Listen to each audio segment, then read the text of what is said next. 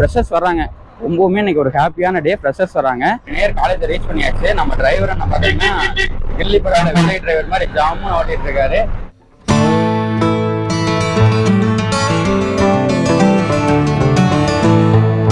கவின் தான் நம்ம எல்லாத்தையும் கூட்டிட்டு போறாரு. கவின், எல்லாத்தையும் எங்கடா கூட்டிட்டு போயிட்டு இருக்கிற? எதுக்கு? ரெஜிஸ்ட்ரேஷனுக்கா?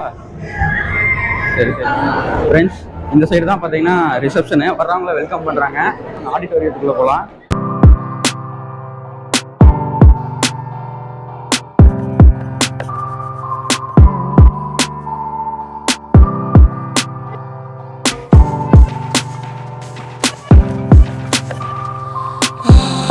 வணக்கம். சத்தம் காணுது. வணக்கம். ரொம்ப சந்தோஷமா இருக்கு இந்த மாதிரி ஒரு விழாவில் கலந்து கொள்வது அப்படின்றது வந்து.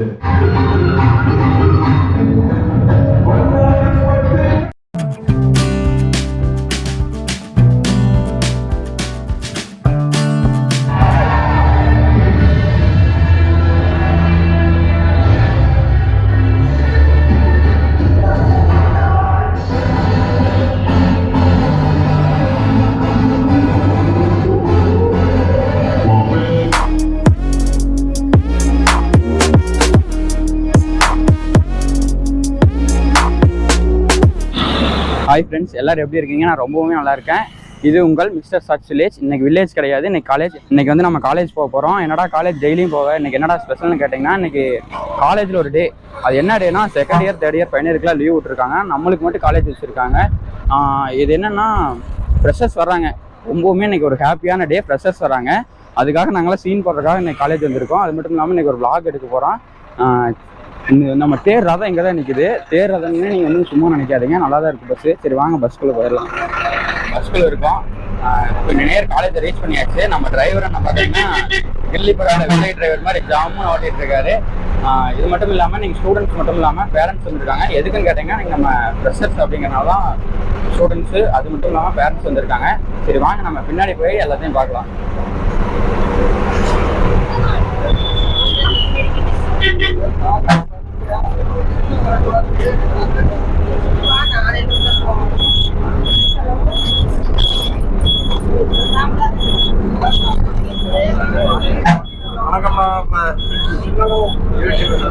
நீங்களாம் பண்ணா ஃப்ரெண்ட்ஸ், இப்போ நம்ம 16ல் வந்தவங்களாம் கூட்டிகிட்டு ஆடிட்டோரியம் போயிட்டு இருக்கோம். நம்ம சீனியரு இது வேறையா ஜம்முன்னு பாருங்க, நம்ம சீனியர் வந்திருக்காரு.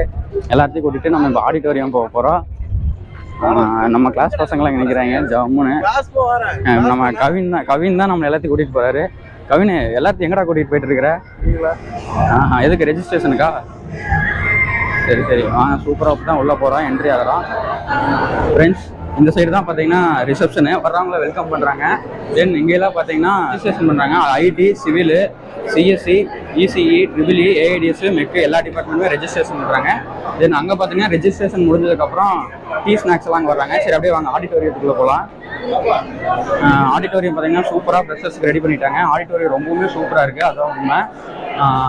ஃபுல்லாக வாங்க பாருங்கள், ஃப்ரெஷர்ஸ் டேக்கு எப்படி ஆடிட்டோரியம் செமையாக மேக் பண்ணியிருக்காங்க அப்படிங்கிறது சூப்பராக இருக்குது. ஆடிட்டோரியம் நல்லா பெருசாக தான் இருக்குது.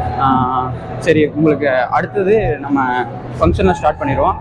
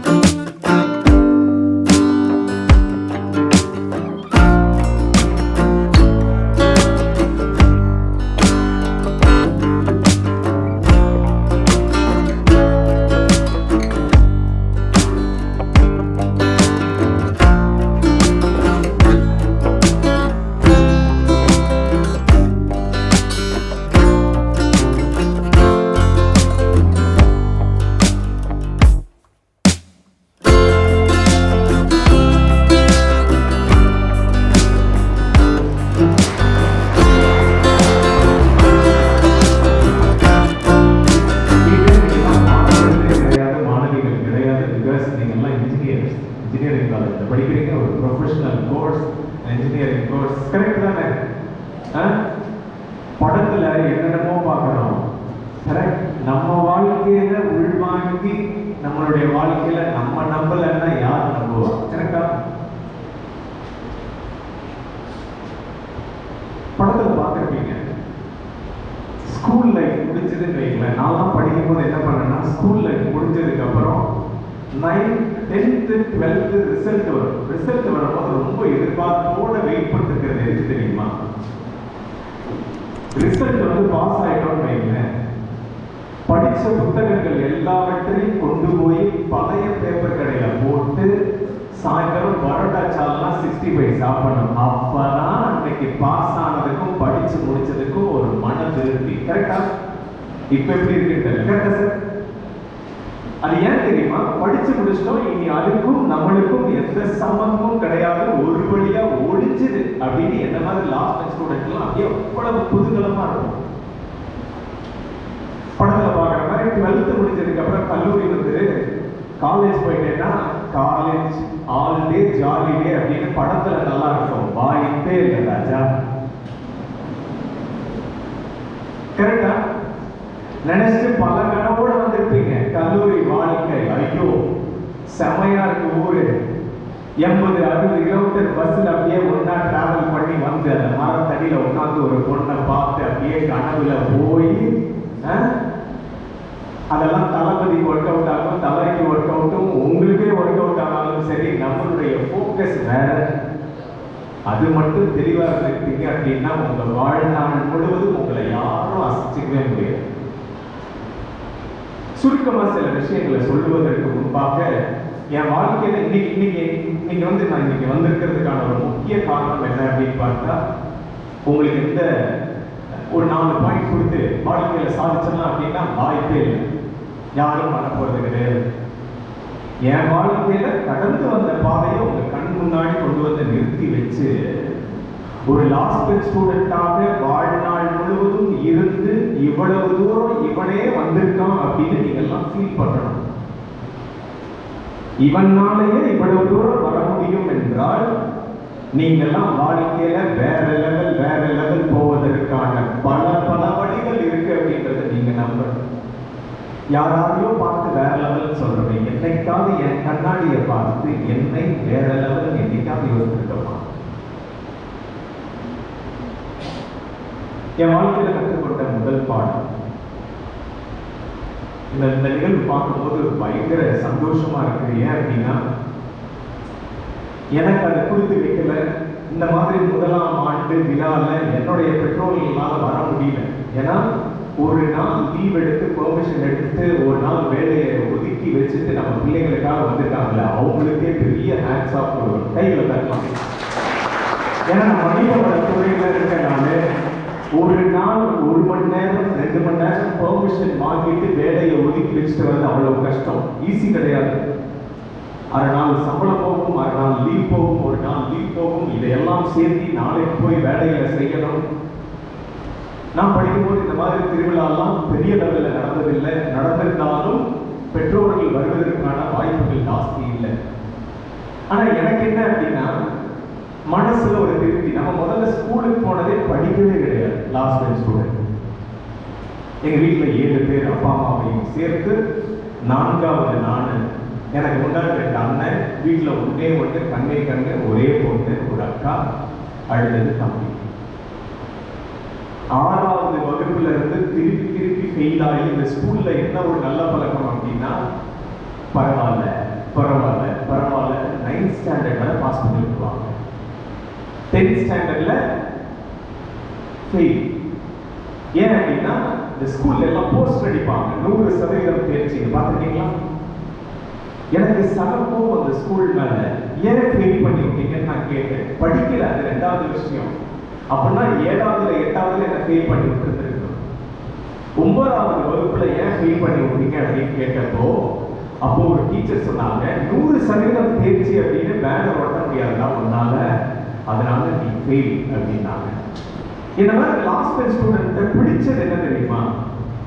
என்ன ஆனாலும் பரவாயில்ல, வெக்கம் மானம் சூடு சொரணை எதுவுமே இருக்காது. ஃபெயில் ஆனாலும் ஜாலியா உட்காந்து சந்தோஷமா சிரிச்சுட்டு இருப்போம். டீச்சர்ஸும் அப்பா அம்மாவும் ஃபீல் பண்ணுவாங்க, ஏன்னா அவங்க ஃபெயில் ஆன மாதிரி ஒரு ஃபீல். பார்த்துட்டீங்களா? பெற்றோர்களுக்கெல்லாம் கோபம் வரும், இவனுக்கு மண்டையில ஏறுதா இல்லையா அப்படின்னு. 9th ஸ்டாண்டர்ட் ஃபெயிலு ஏறக்குறைய 4-5 வாரம் ஆகுது. சுருக்கமா சொல்றேன், என் வாழ்க்கையில அப்பா அம்மாவை தாண்டி என்னை நம்பின ஒரு மனிதர் அப்படி யாருன்னு பார்த்தீங்கன்னா எனக்கு ஸ்கூல்ல இருந்த ஒரு டீச்சர். 6 வாரம் 9வது படிச்சு 2வது வருஷம் அதே கிளாஸ்ல இருக்கும் போது என் 9வது படிச்சு ஃபெயில் ஆனப்போ என் பக்கத்துல இருக்கவங்க சொன்னா, விட்ரா மச்சி பார்த்துக்கலாம். எவ்வளவு ஆறுதலான வார்த்தை அது. எவ்வளவோ பார்த்துட்டோம், இதை பார்க்க மாட்டோமா? சமாறுதல். 9th ஸ்டாண்டர்ட்ல போய் உட்கார்ந்து இருக்கிறோம், எந்த ஒரு ஃபீலிங்கும் இல்லாம 9th ஸ்டாண்டர்ட் உட்கார்ந்து 3-4 வாரங்கள் ஆகுது. 5வது 6வது வாரம் அந்த டீச்சர் வராங்கடா சுஜாதா வந்து பிரின்சிபல் கூடயும் டீச்சர்ஸ் கூடயும் மற்ற எல்லாரையும் கன்வின்ஸ் பண்ணி 10th ஸ்டாண்டர்ட்ல அதே வருடம் பப்ளிக் எக்ஸாம் எழுதுவதற்கு எனக்கு வாய்ப்பு வாங்கி கொடுத்தாங்க. நம்புறீங்களான்னு தெரியல, முட்டை மார்க் எடுத்துருந்தேன்னா அந்த டீச்சருக்காக படிக்க ஆரம்பிச்சு அந்த டீச்சர் சொன்ன வார்த்தை ஒரே ஒரு வார்த்தை தான், எதையாவது கிறுக்கி வை, 5ஓ 10ஓ போடுவாங்க. எப்போ நான் 10th எக்ஸாமுக்கு உள்ள உட்கார்ந்ததுக்கு டீச்சர் எனக்கு சொன்ன ஒரு சிம்பிள் வார்த்தை, எதையாவது எழுதி வை, முயற்சி பண்ண. அந்த சொல்லுக்கு உள்வாங்கி 5ஓ 10ஓ வாங்கி 10th standard half yearly exam வருது. எங்க வீட்டில் 5 பேர் சொன்னல, எங்க அக்கா. யாராவது ஃபர்ஸ்ட் பெஞ்ச் ஸ்டூடெண்ட்ஸ் இருக்கீங்களா? வாழ்நாள் முழுவதும் இந்த ஃபர்ஸ்ட் பெஞ்ச் ஸ்டூடெண்ட்ஸ்க்கும் எனக்கும் ஆகவே ஆகுது. ஏன் தெரியுமா? 40 நிமிஷம் கிளாஸ் நடக்குதுன்றீங்களா, 20 நிமிஷத்துல கிளாஸ் முடிச்சிட்டாங்க அப்படின்னா 22வது நிமிஷம் எங்க அக்கா எல்லாம் கையை தூக்கிடுவாங்க. அந்த கேள்வியை கேட்கல அப்படின்னா IAS ஆஃபீஸர் ஆக முடியாதுன்ற ஒரு நினைப்பு. செமக்கும் ஒரு கடைசி பெஞ்ச் ஸ்டூடெண்ட் ஒரு நாள் வீட்டுக்கு 3:45 இருக்கும். உண்மை நடந்த சம்பவம். 3:45 இருக்கும் வீட்டுக்கு. எங்க வீடும் ஸ்கூலும் 4 வீடு தள்ளி ஸ்கூல். 3:45 வீட்டுக்குள்ள வர அக்கா அழுகை சத்தம். எனக்கு பயம். ஒரு நிமிஷம் இதய துடிப்பே நின்ன மாதிரி ஒரு ஃபீல். ஏன்னா அக்கா அழுகை அந்த அளவுக்கு செம்மையா சத்தமா. நான் பயந்துட்டேன், யாரோ வீட்டுல இறந்துட்டாங்க போல. இந்த சைடு ரைட் சைடுல பாக்குறேன், அம்மா தலையில அடிச்சு சிரிக்கிறாங்க. எனக்கு புரியல. அம்மா சொல்றாங்க, சின்ன வயதுல இருந்து உங்க அக்காவுக்கு கணக்கு பாடத்துல குறைந்தது 100க்கு 100 எடுப்பது வழக்கம், மற்ற பாடங்கள்ல குறைந்தது 100க்கு 90 எடுப்பது வழக்கம். ஒரு பாடத்துல 89 மார்க். எவ்வளோ? 89 மார்க் எடுத்து உங்க அக்கா பண்ற அலப்பறைய பாரு. எங்க அம்மா உபயோகித்த வார்த்தை, உங்க அக்கா பண்ற அலப்பறை. எவ்வளோ? அந்த 1 மார்க். என் வாழ்க்கையில அந்த 10வது படிக்கும் பொழுது ஹாஃப் இயர்லி எக்ஸாம் அதே வாரங்கள்ல வருது. சரியா ஞாபகம் இருக்கு. ஜனவரி மாதம் முதல் வாரம் ஹாஃப் இயர்லி எக்ஸாம் முடிச்சு மஞ்சள் கலர்ல இருக்கும் அந்த ப்ரோக்ரஸ் ரிப்போர்ட். அந்த ப்ரோக்ரஸ் ரிப்போர்ட் எடுத்துட்டு போய் எங்க அம்மாட்ட காமிக்கிறேன். அந்த டீச்சருக்காக மட்டுமே படிச்சு 40, 42, 45, 47 மார்க்குக்கு மேல எடுக்கவே இல்லை. எங்க அம்மா பட்ட சந்தோஷத்துக்கு அளவே இல்லைங்க. அன்று இரவு நைட்டு 8-9 மணிக்கு டின்னர் மெனு என்னன்னு பாத்தீங்கன்னா மட்டன் பிரியாணி, சிக்கன் 65, கோலா உருண்டை. மை டியர் ஃப்ரெண்ட்ஸ், நீங்க எல்லாம் ஃபியூச்சர் இன்ஜினியர்ஸ், மிக இன்ஜினியர் அப்படின்னு நம்புங்கன்னு சொன்னேன். இன்றிலிருந்து நீங்க engineers, mechanical, civil, triple E, ECE, IT, computer science and so on. இவ்வளவு நாள் நம்மளுடைய எஜுகேஷன் சிஸ்டம் நம்ம வாழ்நாள் முழுவதும் யாரோடையாவது ஒப்பிட்டே நம்மளோட வாழ்க்கையில நோவடிச்சிருப்பாங்க. பாத்துக்கீங்களா? மேல் வீட்டுல இருக்கு, கீழ் வீட்டுல இருக்கு, பக்கத்து வீட்டுல இருக்கு, சைடு வீட்டுல இருக்கு, எல்லா வீட்லயும் இருக்கு. டேபிள் மேட் இருக்கலாம். இன்ஜினியரும், டாக்டரும், சார்ட்டர்ட் அக்கௌண்டன்ட்டும், லாயரும் இருக்கணும்ன்ற அவசியம் எந்த விதத்திலையும் அவசியம் கிடையவே கிடையாது. ஒத்துக்கிறீங்களா? என் வாழ்க்கையில் கற்றுக்கொண்ட முதல் பாடம், என் தாய் அவ்வளவு சந்தோஷப்பட்டதுக்கான ஒரு முக்கிய காரணம், வாழ்க்கையில யாருடையும் கம்பேர் பண்ணாத, உன்னோட மட்டும் நீ கம்பேர் பண்ண. நேற்று நீ எப்படி இருந்த, இன்னைக்கு எப்படி இருக்கிற, நாளைக்கு எப்படி இருக்க போற. சிம்பிள். முட்டை மார்க் எடுத்துருந்தேன்னா நான் அப்படியே போயிருந்துருக்கலாம். எங்க அப்பாட்ட போய் சொன்ன படிப்பு வரல, ஃபீஸ்க்கு வேஸ்ட் பண்ணாதீங்க. ஏன்னா அவ்வளவு கஷ்டம். ஒரு சாதாரண ஒரு குடும்பத்தில் ஒரு ஓட்டு வீட்டிலிருந்து வந்து 5 பேரை படிக்க வைப்பதுன்றது பெரிய பெரிய பொருள். 10th ஸ்டாண்டர்ட் அந்த டீச்சருக்காக படிச்சு முடிச்சுட்டு அப்பாட்ட போய் சொல்றேன், 10th ஸ்டாண்டர்ட்ல பாஸ் ஆகிட்டேன் போர்டு எக்ஸாம். 11th 12th படிப்பு வரலப்பா. எங்க அப்பாட்ட சொன்னேன், விட்டுருங்க, பணத்தை வேஸ்ட் பண்ணாதீங்க. நான் ரோட்ல கோவை மாநகர்ல ரோட்ல பார்த்த சில போஸ்டர்ஸும் என் குடும்பத்தில் நடந்த சில விஷயங்களை பார்க்கும்போது முடிவு பண்ணேன், இந்த தொழில் இந்த வேலை நம்மளுக்கு எப்பவுமே வாழ்நாள் முழுவதும் கை கொடுக்கும். முதல் போஸ்டர் பார்க்குறேன், சாஃப்ட்வேர் இன்ஜினியர் ஆவது எப்படி, ஜாவா, டெஸ்டிங், டாட் அப்படின்ற சாஃப்ட்வேர் ப்ரோக்ராம் எல்லாம் படி, மாதம் 3000 to 4000 ரூபாய் சம்பளம்.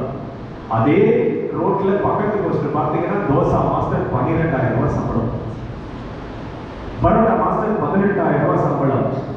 என் குடும்பத்தில் அந்த தொழிலை பண்ணி கனடாவில் இன்னொரு நிறைய பேர் இருக்காங்க என்னுடைய ஃபேமிலியில. அப்பவே அந்த தொழிலை பண்ணி செஃப் ஆகி மெர்சிடிஸ் பென்ஸ் கார். சைஸ் வித்தியாசம் இருக்கா?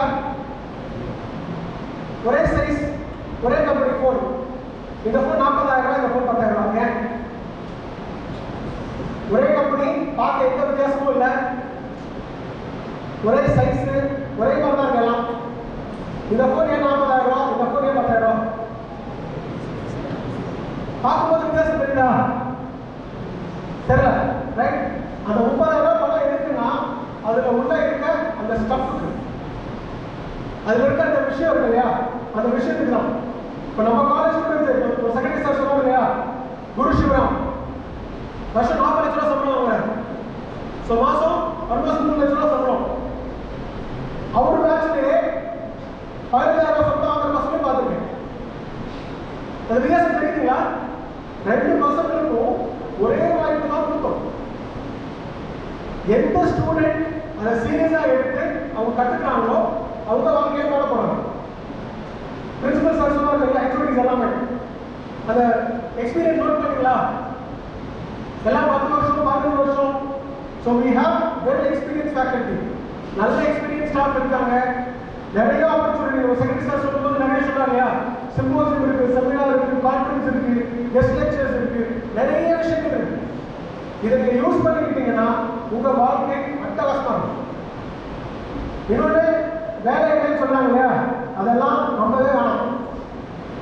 அவ்வளோ ஆப்பர்ச்சுனிட்டிஸ் இருக்கு. ஒரு சைடு கம்பெனிக்கார வேலைக்கு ஆள் இல்லைங்கன்னா, ஒரு சைடு பையன் வேலை இல்லைங்கிறான். இந்த டிஃபரன்ஸ் புரிஞ்சுக்கணும். வேலை இல்லைன்னு சொல்றது நெகட்டிவிட்டி, பாசிட்டிவிட்டிங்கிறது வேலை நிறைய இருக்கு, நான் ரெடி ஆகணும்னு சொல்றது. நிறைய ஆப்பர்ச்சுனிட்டிஸ் இருக்கு. இந்தியாவோட வளர்ச்சி வேற லெவலில் இருக்க போகுது.